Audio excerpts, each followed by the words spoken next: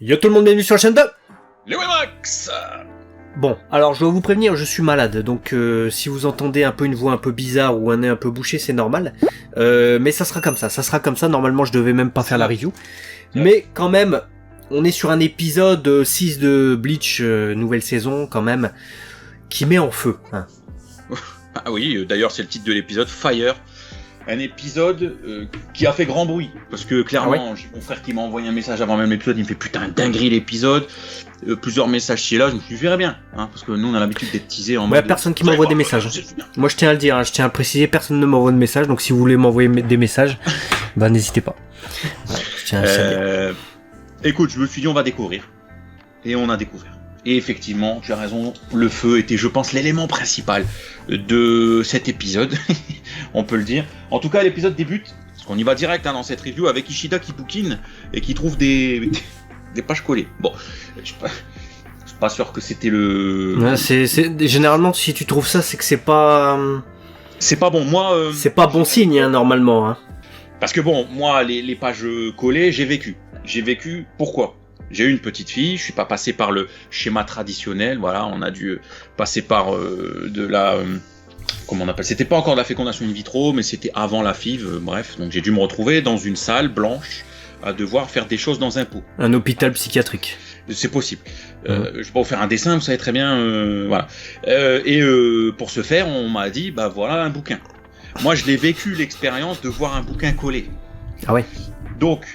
Et quand je vois un bouquin collé dans une autre circonstance, je me dis, est-ce que le papy Quincy, là, est-ce qu'il s'est touché sur l'histoire de sa famille, tu vois, est-ce qu'il s'est touché moi j'adore les Quincy et tout, tu vois, je sais pas. Vous avez... Bah disons que c'est louche, hein, les pages collées, normalement, bon. Après, surtout cette voilà. page-là. Dites-nous si vous avez déjà eu des expériences de pages collées, constatées, des magazines que vous avez récupérés ou des trucs comme ça, et vous êtes dit, merde, je vais pas les garder parce que c'est pas le meilleur état du monde. En tout cas, lui, il en tire quand même quelques informations, Ishida Ululu, c'est-à-dire qu'il voit 1000 ans et non 200 ans. Donc il fait, ah, c'était il y a 1000 ans et non pas 200 ans, qu'est-ce que c'est ? Parce que lui, il connaît l'affaire où les Quincy ont été exterminés, en fait.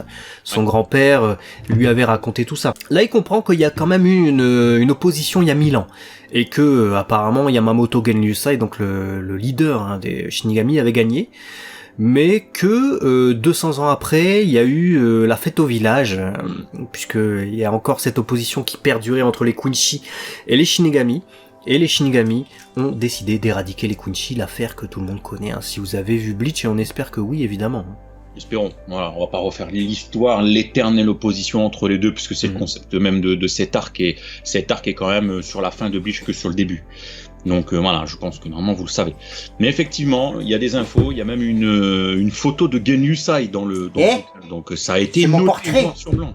Et c'est mon effigie. Bah ouais.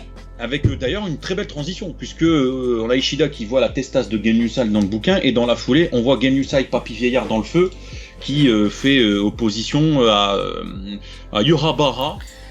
C'est ça, Yuhabara, on nous a dit que ça se prononçait comme ça, et si tu tends l'oreille, effectivement c'est ça, Yuhabara. Donc tous ceux qui nous ont dit iWatch dans les commentaires, les collectionneurs de montres, on vous voit. iWatch c'est le prochain projet d'Apple, ça n'a rien à voir. Ouais. Effectivement, hein, donc le roi qui est en train d'étrangler Zalaki, et Papy Vieillard qui va s'occuper juste après l'opening très rapidement, hein, il récupère son matériel, il fait c'est mon colis ça. Oh. Ouais, d'ailleurs j'ai noté un truc, je veux parler de l'opening, parce que justement dans l'opening on voit un Ichigo qui se serre la main lui-même, mais un Ichigo qui serre la main à son alter ego avec un masque. Alors j'ai pas vu Bleach depuis 10 ans, hein. C'est une série en tout cas, depuis sa fin en fait tout simplement. Donc est-ce que c'est le masque qu'on a l'habitude de voir, ou est-ce que c'est un nouveau masque ? Parce que si jamais c'est un nouveau masque, je me dis... Bah la piste pour qu'il sorte de la cage en tout cas de Kilge, elle est toute trouvée, tu vois. C'est ce que j'avais balancé comme théorie, où je t'avais dit qu'à mon avis il va y avoir introspection. Alors est-ce que ce sera là la cage de Kilge ou pas, mais pour moi de toute façon, j'en ai même reparlé hier, c'est marrant que tu soulignes ça, j'en ai reparlé à mon frère, parce que je suis justement à tout cet épisode, on en a parlé un peu. Et je lui ai dit, je sens gros comme une maison. Là c'est, tu vois justement le combat là, Genryusai contre le roi. on voit justement ce qui s'est passé, à quel point il y a un level et tout à atteindre. Pour moi, Ichigo peut pas là tout de suite, épisode 8 arrivé, ça y est, il a un level de fou, il est trop frais, il vient de récupérer ses pouvoirs, il y a un truc à faire. Donc pour moi, il va y avoir une nouvelle alliance avec lui-même, et je suis quasi sûr, mais plus ça avance, plus je le sens comme ça, que on va lui découvrir des pouvoirs de Quincy, je sais pas comment on l'a dit ça, et il va, dans son travail d'introspection, vraiment pactiser avec son alter ego, tu sais, parce qu'à chaque fois qu'il devait faire évoluer son lui, il devait s'affronter, et il était toujours dans l'opposition, tu vois, c'était toujours dans le ouais, il faut d'abord que tu me battes et après je te prêterai mes pouvoirs de Vizard. Ouais. Non, mais après ils avaient résolu ça, ils avaient fusionné les deux, il me semble. Moi je pense que ça c'est peut-être enfin j'ai cette sensation que c'est une sorte de vraiment de réunification, mais en même temps un ultimate Ichigo en fait. Que c'est le Ichigo qui va tout maîtriser, ses pouvoirs de Vizard, ses pouvoirs de Fullbringer, ses pouvoirs de Shinigami, certainement et peut-être bien aussi ses pouvoirs de Quincy. Il va être l'ultimate, j'ai envie de l'appeler comme ça parce que c'est l'ultimate Ichigo. Ultimate Ichigo, voilà, le gars qui a justement les pouvoirs de tous, qui va être le représentant justement non pas de l'opposition. Il peut être dans une syndicale, peut-être qu'il est pour Mélenchon et tout, on sait pas. Non mais sincèrement, il va être le représentant de c'est l'homme justement au pouvoir tellement ouf. Il est là pour prouver que plutôt que de se foutre sur la gueule entre Quincy, Shinigami, blablabla, bah quand t'es un peu tout en même temps, bah finalement t'en es plus fort que plus faible. Et il va être celui qui peut plus ou moins apporter un équilibre in fine entre les différentes choses et tout. Je sens cette morale comme ça venir, et du coup bah cette main croisée que tu soulignes, j'ai l'impression que c'est ça en fait. C'est vraiment voilà, toi et moi, on était dans l'opposition mais maintenant on ne fait plus qu'un. Et Ichigo, il va embrasser l'intégralité de sa femme. Peut-être. Est-ce que sa femme sera Inoue? Dites-nous dans les commentaires. Bah non, dites-le pas nous. Bah non. Non mais parce pas si vous savez. Ce spoil qui ferait les gens. Bah non, évidemment non. Bah voilà, c'est ma petite piste, hein, mais je sais pas si tu me voilà, si tu me rejoins, mais oui, c'est vraiment ça hein, pour moi. Enfin, c'est symbolique quoi, mais bon, je sais pas, on verra. Bon, en tout cas, il y a Moustache là qui affronte toujours Kyoraku qui avait été blessé à l'œil, on le rappelle. Cette fois, c'est au tour de Moustache qui parle anglais d'ailleurs, bilingue. Attention, bilingual parmi les Quincy, ça fait plaisir. Enfin, je sais pas si ça fait plaisir. En tout cas, il annonce la victoire de son roi parce qu'il dit ouais, tous les Shinigami sont galvanisés, certes, obviously, but you don't know, we are also galvanized. Et effectivement, eux ils sont galvanisés aussi puisque du côté des Quincy, il y a le roi qui est apparu, que l'on croit à ce moment-là de l'épisode. Évidemment. En tout cas, c'est le pouvoir du roi qui se dégage, c'est le pouvoir du roi qui est émis, mais il doit faire face au Bankai de Yamamoto. Ah, il nous le montre son Bankai est là, il fait pas semblant. Zanka no Tachi. Il y aura diverses d'ailleurs déclinaisons, hein, parce qu'il fait comment dire, les 4 points cardinaux, donc il fait carrément tout le cadran. Donc il commence par l'est, Higashi, si je ne m'abuse. Ouais, c'est ça, l'est. Zanka no Tachi, Higashi, qu'est-ce qu'on va faire? Là tu te dis, bon d'accord, ok, ça brûle, ça casse des maisons, c'est bien, d'accord. Mais plus il en fait, plus il fait le tour du cadran, plus elles sont puissantes ces attaques. Dès qu'il arrive déjà à Nishi, donc l'ouest, le gars il arrive, il est sur 15 000 degrés, c'est le soleil en fait. Hein. C'est 15 millions même de degrés. Ouais, 15 millions, j'ai écrit 15 millions, je dis 15 000, n'importe quoi. Ouais, le sol fond, etc. machin, et il est tellement rien à voir avec Soifong, hein. Il est tellement chaud dans le sens chaud du combat, mais chaud de chaleur, que toute la Soul Society est en feu, et surtout il assèche complètement toute la... On voit les fleurs, etc. Ils sont tous en PLS, ils font... Si le combat, il continue, je crois qu'on est mort. Non, ça c'est une crise d'asthme, ça a rien à voir, ça. Et puis Ukitake est tout le temps malade, le gars, donc il est pire que moi, donc à un moment donné, c'est pas étonnant qu'il soit... Oh mais ça y est, Yamamoto Ganu, ça y est. Mais il est mourant, il va mourir dans cet arc, c'est sûr. C'est un truc de, franchement, c'était un truc de frapper. Tu sais que le feu, de manière générale, c'est l'élément que je préfère dans beaucoup de shonen, et de manière générale, j'adore le feu. Là, putain, j'ai vu son Bankai, j'étais fou, je me suis dit, mais je comprends. L'arc du Shinigami remplaçant, du coup. C'est du capitaine Shinigami remplaçant. T'aurais vu cet arc, On t'aurait été en feu, mais pour d'autres raisons en fait. Ouais, sûrement.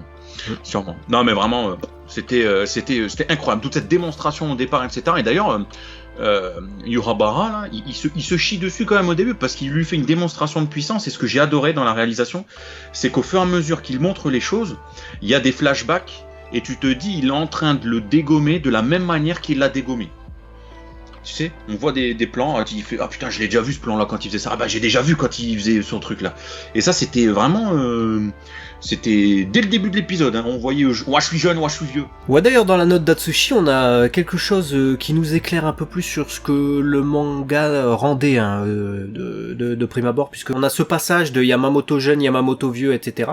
Donc ça c'est plutôt bien rendu. On le doit notamment au storyboard évidemment de Tomohisa Taguchi, réalisation d'Emma Saito. On remercie notre cher Atsushi pour les notes. Effectivement, on voyait que la version vieillard dans le manga a priori, là on a la version jeune, ce qui permet en fait de, comment dire ça, de prendre part à la PLS de Yurabara, ou de ce que l'on croit être Yurabara en tout cas. Ouais. Et d'ailleurs j'ai remarqué un truc, puisque un peu plus tard dans l'épisode on découvre que c'est pas lui, hein. Oh là là, spoiler, mais normalement vous avez vu l'épisode. Mais tout ça pour dire quoi ? Pour dire que le Quincy qui se fait tuer, qui avait pris son apparence, en fait c'est lui qui est en PLS véritable de devoir tuer ses compagnons. Et t'as carrément les âmes d'outre-tombe, les victimes en tout cas de Yamamoto qui sortent, et on voit les anciens Quincy. On voit qu'il est réticent à l'idée de les détruire pour pouvoir passer et continuer, en tout cas Yurabara. Est-ce que c'est la réticence véritablement du roi, du seigneur, ouais, seigneur comme ça, ou est-ce que c'est en fait le Quincy qui a pris son apparence, donc le pouvoir du Y, The Yourself, je crois, non, c'est pas ça? Ah, de Yourself, ouais, un truc comme ça. Voilà, venez comme vous êtes, etc. C'est ça, McDonald's, le gars. Est-ce que c'est lui en fait qui réagit par rapport à ça? Pour moi, oui, parce que tu vois, il y a même un moment donné, Yamamoto qui s'étonne, il lui fait, ouais, il te restait quand même un petit peu d'humanité en toi, et à la fin, justement, quand il dit ouais, merci de m'avoir servi et montré le chemin de la victoire Y, il le détruit, il le dégomme comme ça. Pas les couilles, même pas il lui dit reste derrière, je vais te protéger, etc. machin. Non, il le destroy. Et là, tu vois avec quelle froideur il abat ses hommes les plus précieux, il s'en fout. Et donc c'est justement toute cette cruauté là. Je te dis, mais en fait le vrai roi, le vrai Yurabara, c'est un enculé de service. Donc ouais, non, c'était franchement c'était bien mené, vraiment ce retournement de situation. On savait que ça allait arriver, mais on peut se poser quand même une question, puisque dans les notes Atsushi nous dit que alors là c'est Y. Hein. Normalement vous vous dites ouais mais attends, Zaraki il l'avait pas tué, c'est ce qu'on s'est un peu tous dit quand on a vu ce gars, mais il avait tué l'autre en fait. Je sais plus c'était le cul ou je sais plus quoi. Non, c'était pas le cul, parce que c'est des jumeaux. C'est la question. Bon, c'est des jumeaux. Là, t'as Lloyd, qui est tué par Zaraki, et là, c'est Lloyd, c'est un autre. Donc, la différence, c'est que ça commence par un R, le premier, l'autre, c'est un L. Et l'autre qui affrontait Zaraki copiait les techniques et la puissance. Donc, il prenait l'apparence de Zaraki, copiait ses techniques, sa puissance. Celui-ci, il copie apparemment la personnalité et la mémoire. Il prend l'apparence, il copie la personnalité et la mémoire. Donc logiquement, il devrait avoir quand même les traits de personnalité de Yurabara. Il a pris cher, parce que je me suis dit, il ne copie pas du coup la puissance et les techniques comme son frère Lloyd. Ce qui veut dire que le Yurabara qu'on a vu, qui a quand même, on va dire, il a pas fait grand chose effectivement, mais il a lutté contre le Bankai de Genryusai qui est quand même incroyablement puissant. Il aurait pu, très clairement, vu son level, vu comme son frère s'est fait dégommer par Zaraki en 2-7, il aurait pu se faire consumer en 2-2. Je veux dire, papy, un coup de flamme, fini, tu vois. Donc il est quand même balèze. Il est balèze de ouf, hein. Ça m'étonne par contre. Ça, c'est un truc sur lequel, d'ailleurs, si vous avez des informations, des pistes, sans spoiler évidemment, pour comprendre un peu mieux ça, comment il peut rivaliser avec Genryusai en fait. Il y a son Blue machin, Matub là, tu sais le truc. Oui, j'avais mis le Blue Yeti là, un truc comme ça. Blut Vene. Moi j'ai pas fait allemand, mais j'imagine que c'est veine bleue en fait. Hein. Ouais. Parce qu'on voit un peu comme des veines, quoi, des stries, etc. Il le dit d'ailleurs. Heureusement que j'ai mon Blut Vene, je sais pas quoi, parce que je serais déjà réduit en cendres depuis bien longtemps, vu la chaleur qu'émane Gen-Yusai. Donc, ouais, chaleur de Gen-Yusai qui s'étend jusqu'à 17 minutes d'épisode, parce que je sais pas si vous avez remarqué, mais la moitié de l'épisode arrive au milieu. Jamais vu ça. Ouais. Mais en même temps, ça a évité peut-être de couper l'action à des moments stratégiques. C'est pas ça qui m'a le plus gêné, mais quel étalage de puissance des deux côtés, parce que c'est enfin, surtout du côté de Gen-Yusai, c'était l'épisode de Papy. Est-ce que du coup, on va le revoir comme ça, parce que tu l'as dit, je vais pas redire tout ce que t'as dit, où il enchaîne les Ankanotachi, c'était un étalage de puissance. Est-ce que du coup, c'était pas le seul épisode de Gen-Yusai face au roi, et est-ce que c'est pas... Ah bah, il est peut-être mort, hein. Si on regarde l'épisode jusqu'au bout, ce que je vous conseille de faire, parce que c'est mieux généralement. C'est mieux. Il est mort. C'est ça. Il s'est fait chétran de ouf, hein. Il s'est fait voler son bankai. Quand le roi arrive, il récupère son épée, lui, puisque l'épée qui a été cassée, du coup, c'était pas la sienne, vu que c'était un clone. Je me suis dit, quoi, il est encore en vie, le gars? Il fait, j'ai été faire une petite sieste là-bas du côté des quartiers de la première division. Donc il a tué tous les gars de la première division, il a tout fait sauter, et il avait été voir Aizen apparemment. Ouais. Donc il lui a proposé une alliance, Aizen il a fait, non, ça m'intéresse pas. On a un but commun, on est alliés dans la pensée, mais en fait on n'est pas alliés dans les faits, parce que les Quincy, je tolère pas, tu vois. Donc, mais on sait pas ce qui va se passer, hein. Moi je pense pas qu'Aizen soit mort, je pense qu'Aizen a été libéré au moment de la grosse explosion. Mais quel rôle va-t-il jouer? Je m'attendais pas à ce qu'il soit là, lui. Moi non plus, mais j'ai bien aimé. Parce que comme il est pas mort lors du dernier arc et qu'il a effectivement été emprisonné pour je ne sais plus de combien de milliers ou de millions d'années, je me souviens plus, hein, c'était tellement large, que le fait de le voir là comme ça dans sa prison dorée, ça m'a fait penser un petit peu à un Frieza qu'on vient chercher en enfer. Je me suis dit, ah ouais, putain, c'est vrai. Je l'avais oublié, en fait. Pour moi, il était loin dans sa prison, et j'y pensais plus, en fait. Et je me suis dit, oh putain, mais quel rôle il va jouer, lui? Est-ce qu'il va être, tu vois, pas allié, mais bon, les Quincy me cassent la tête, du coup, dans son rôle de vouloir continuer à être le Aizen qui règne sur tout ce qu'il a envie, il va exterminer des Quincy, etc., machin. Donc, malgré lui, il va aider les Shinigami. Et est-ce que... mais il sera pas allié sur papier, tu vois. Il est pas en mode je t'aide, mais bon, les Quincy me cassent les couilles, là, donc je l'ai éradiqué au passage. Donc, tant mieux pour les Shinigami. Mais du coup, comment on va l'arrêter aussi, cet Aizen, au final? Est-ce que il est capable... je parle de Kubo, de nous faire un retournement de situation d'Aizen, genre à la fin, en fait je suis un Shinigami dans l'âme, je sais pas, ça me paraîtrait bizarre la partie. Ouais, ça serait un peu facile. Ça j'aimerais pas. Parce qu'Aizen c'est vraiment un personnage qui est désaxé, hein. Il est plus du tout dans la lignée de ce que pensent les Shinigami. Il veut faire couler la Soul Society, etc. Il le dit même dans l'épisode. Ça me paraît compliqué que là, comme ça, il a été enfermé 2 minutes, il se fait libérer en plus par un ennemi, mais qui a le même but que lui, et il va faire, ouais, non, c'est bon, je change d'avis, j'en ai marre et tout. J'ai eu 2 mois pour, je sais pas combien de temps il s'est passé, peut-être un an, hein. Je suis repenti, etc., n'importe quoi. Bon, c'est un personnage qui plaît, donc je le vois effectivement un peu comme toi, s'en prendre quand même au Quincy, in fine, mais j'espère pas pour un truc mal amené, quoi. Ouais, bon, après, si on a cette fameuse hypothèse du Ultimate Ichigo qui va taper le roi, peut-être que Aizen il va se chier dessus aussi en se disant ouais, il m'a niqué une fois, je pourrais pas l'avoir. Je pourrais plus me retransformer en papillon. Vas-y, c'est bon, ok, d'accord, vas-y, c'est bon, j'arrête, je sais pas. On verra, je sais pas. Vas-y, c'est bon, j'arrête. Mais j'aimerais tellement pas la facilité comme ça. Non, moi j'aimerais pas non plus, mais peut-être qu'il doit mourir. Hein. C'est peut-être comme Frieza, hein. C'est peut-être quelqu'un qui doit mourir scénaristiquement. Pour moi, il aurait déjà dû être mort, hein, en fait. Hein. C'est juste parce qu'il est populaire, pour moi, il est sauvé et pour être amené dans l'arc. C'est ça. L'arc final de Bleach où il va y avoir des morts, hein, d'ailleurs, et je pense que Yamamoto Gen-Yusai d'ailleurs est mort, puisque il se fait trancher sans avoir pu réagir, puisque son bankai s'est fait aspirer. Et même de toute manière, s'il mettait son épée, son sabre, son pacto en opposition contre la puissante épée du Quincy, à partir du moment où elle est cassée, il est mort, hein, c'est fini. Il se fait tailler, hop, au revoir. Et on n'a toujours aucune nouvelle d'ailleurs dans cet épisode qui est 100% consacré à Yurabara et à Yamamoto, des autres événements. Ichigo, que s'est-il passé? Que s'est-il passé au Wekomondo aussi? Que s'est-il passé avec Byakuya aussi? Tout ça on sait pas, donc on verra. Ouais, on sait pas. Toujours est-il que cet épisode du coup se termine sur ce piège de Maboule. Hein, puisqu'on l'a dit tout à l'heure, retournement de situation, Y, bim, c'est en fait... il s'est servi de... Je me suis dit... Parce qu'à un moment donné, Ganyusa, il fait « Ouais, de toute façon, mon Bankai, tu peux pas l'aspirer, parce que déjà, t'as pas l'aspirateur adéquat.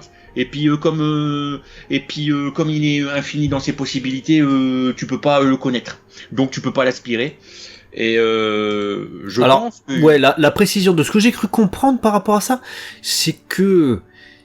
Comme il peut encore évoluer, comme son pouvoir peut encore évoluer, d'ailleurs il l'a montré en montrant une technique qu'à l'époque Yurabara ne connaissait pas, avec sa lame qui devient incandescente, etc.